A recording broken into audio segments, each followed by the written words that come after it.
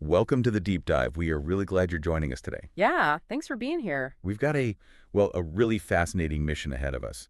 One that skips the usual dense academic textbooks and goes straight to the core of how we experience existence. It's very direct. Right. Our source material today isn't some peer-reviewed study or a, 500-page philosophical treatise. No, not at all. It is a single page of handwritten notes. Just one page. Just one. But it's this intricate, deeply layered visual map of human existence. And it's precisely dated today, March 8th, 2026. It's a pretty remarkable document to try and decode, honestly. Oh, it's staggering on the surface. Yeah, just one page. But the density of the ideas here, the author uses these compounding metaphors to map out nothing less than the mechanics of how reality itself is generated. Yeah. It's presented almost like an engineering schematic, but for human consciousness. I love that description, an engineering schematic. And our goal today is to unpack that schematic for you and decode those metaphors. And the author actually gives us the master key right at the top of the page. There's this guiding quote credited to the initials MGM. It reads, "Spirit first, mind after, body later." And just to make sure we don't miss the point there's a parenthetical note immediately following it. Right. It says, in that order. In that order. So the entire page we're looking at is essentially a blueprint attempting to prove that exact order of operations. Yeah, that phrase, in that order, that's the absolute anchor for this entire philosophy. The author isn't just throwing spiritual buzzwords onto a page here. Right, it's not just word salad. No, they are establishing a rigid, non-negotiable hierarchy. Every single concept, every drawing, every metaphor we're about to explore flows in one single direction. It's a cascade from the invisible down to the visible. Let's follow that cascade then, starting at the very top. Okay. So the author boldly labels this uppermost tier as cause, in brackets. The realm of cause. Right. And the primary state of being in this realm is defined by the keywords spirit/consciousness. And that's paired with the phrase pure awareness. Pure awareness, yeah. But what really grounds this for me, what makes it click, is how they use elemental metaphors. The states of matter. Yes.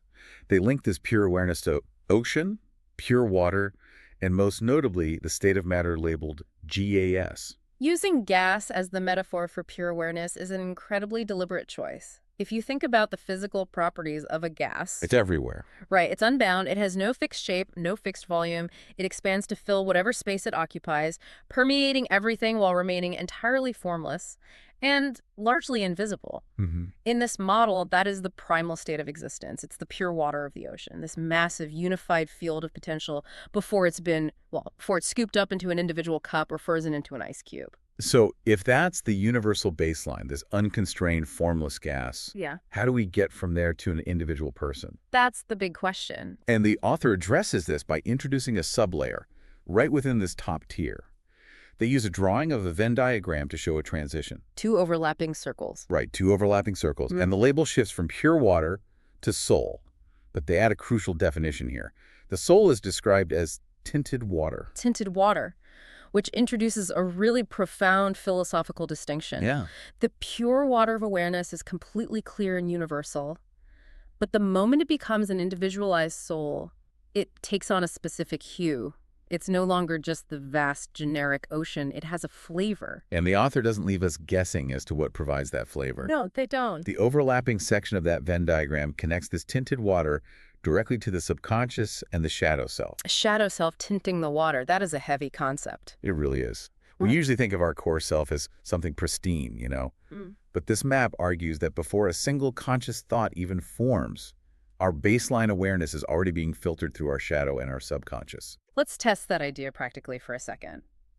In psychological terms, the shadow self represents the parts of our personality that we repress, the things we ignore or just haven't brought into the light. Our unexamined fears, past traumas, that kind of stuff. Exactly. Hidden desires, all of it. What this diagram suggests is that you don't interact with the universe through pure objective awareness. Your entire foundational cause is steeped in the tea leaves of your subconscious. Wow. The water is still water, but it's fundamentally colored by the shadow. It's a humbling thought, isn't it? You might walk into a room thinking you're just observing it objectively, taking it all in. But your pure awareness is already wearing tinted glasses. You're perceiving the room through the specific frequency of your own unexamined shadow. Which is why the author firmly plants all of this in the realm of causalos. We tend to think our conscious decisions are the cause of our life's trajectory. Right. I chose to do this, so this happened. Exactly. But this blueprint insists that the real engine, the true cause, is this invisible, formless, tinted gas of the spirit and subconscious.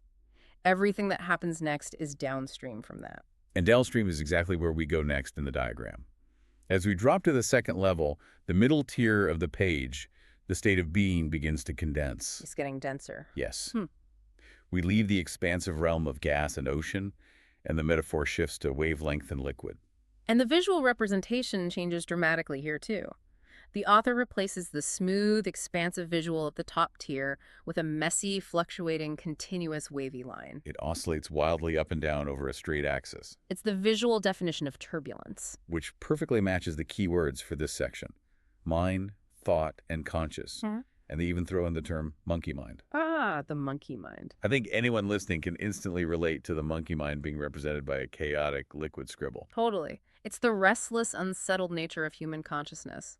If the spirit was gas, formless and everywhere, the mind is liquid. Liquid has more substance. It does. It flows, it rushes, it can be contained.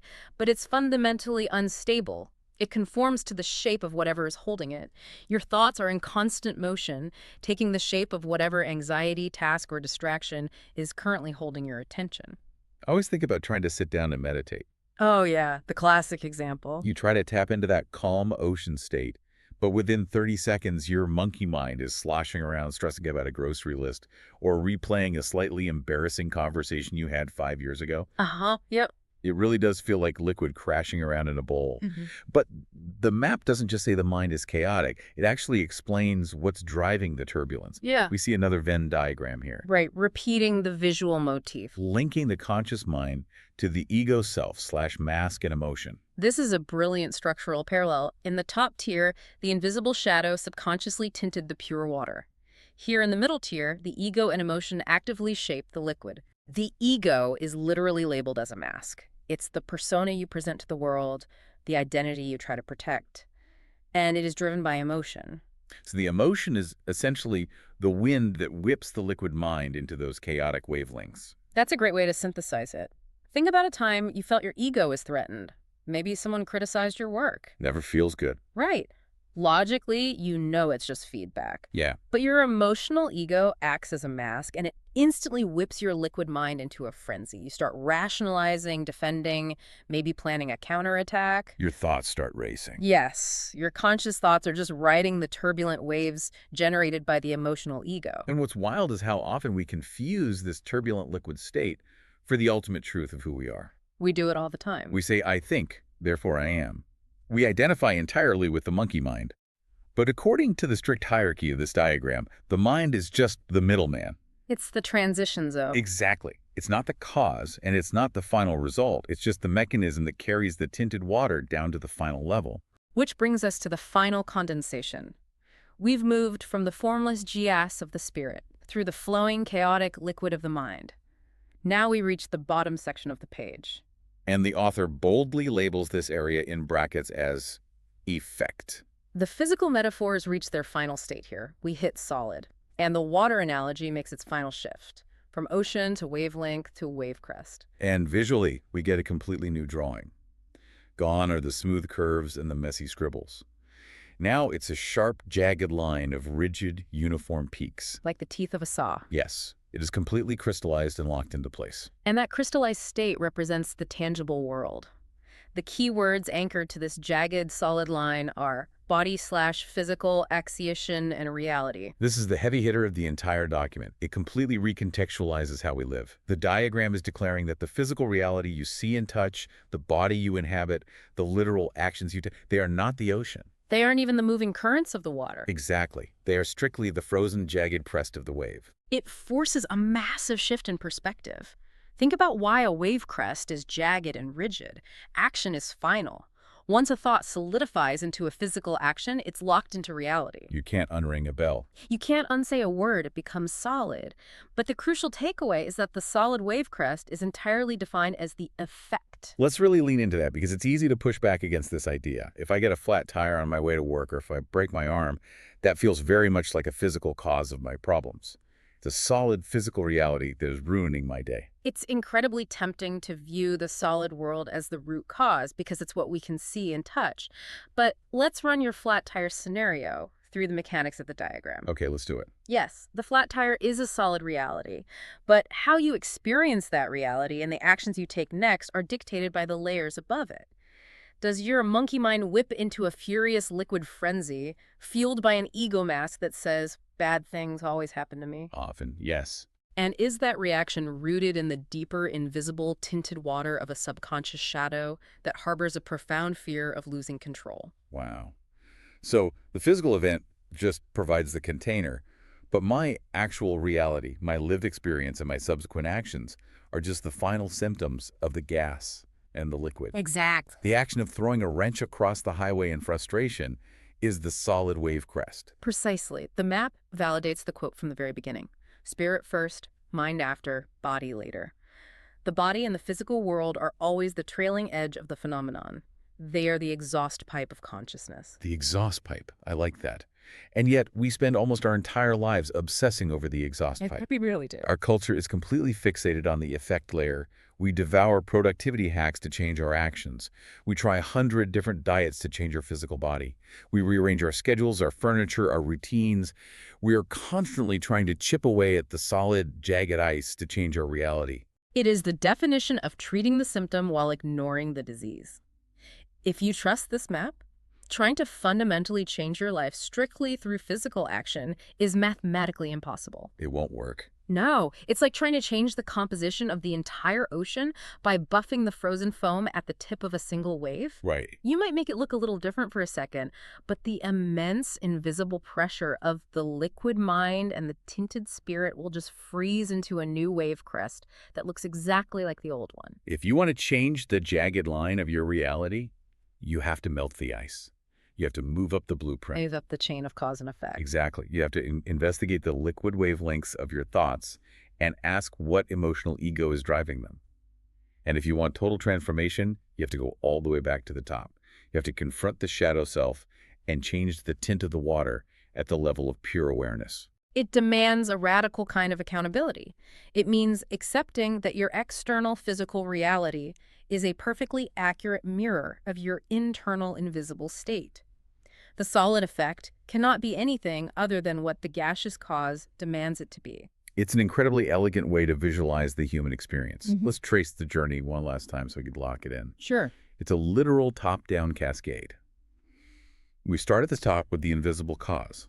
This is the pure awareness, the gas, the limitless ocean. But it gets filtered and colored by our subconscious shadow, turning into the tinted water of the soul. And that tinted soul then drops down and condenses into the middle tier. Yeah. It becomes mind. The gas turns to liquid. All right. This is the realm of thought, the turbulent, messy wavelengths of the monkey mind, constantly whipped into motion by the ego and our underlying emotions. And finally, that sloshing liquid mind is pushed to the very surface where it freezes into the bottom tier, becomes the effect. The liquid turns solid. Yes. It manifests as the jagged, rigid wave crest of our physical body, our actions, and our tangible reality. Spirit first, mind after, body later. Gas to liquid to solid. Cause to effect. It really challenges you to look at where you are spending your energy. Are you exhausted from fighting the solid ice of your reality? Or are you willing to do the harder, invisible work of exploring the liquid mind and the tinted gas of your subconscious?